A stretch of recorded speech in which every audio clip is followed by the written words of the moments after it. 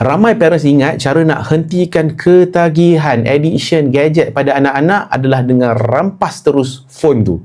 No gadget forever. Contoh. Tapi kajian tunjukkan bila kita rampas dengan mengejut anak-anak ni handphone pada tangan mereka, anak akan alami dopamine crash. So, diorang akan agresif, tantrum, withdraw sebab otak diorang ni tengah lapar pada rangsangan.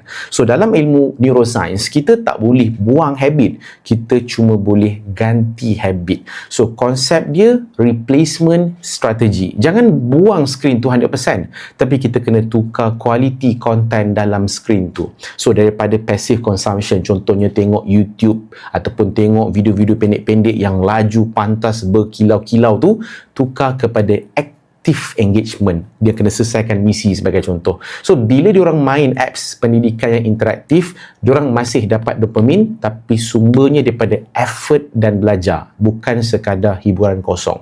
Dan inilah yang kita terapkan dalam Nuri Iqra punya apps. Kita ganti ketagihan kartun yang pendek-pendek ni dengan ketagihan naik level bila mengaji. So, nak tak try strategi replacement untuk anak-anak? Boleh komen nak dekat bawah ataupun boleh klik link dekat bio untuk register dan download Nuri Apps Iqra hari ini.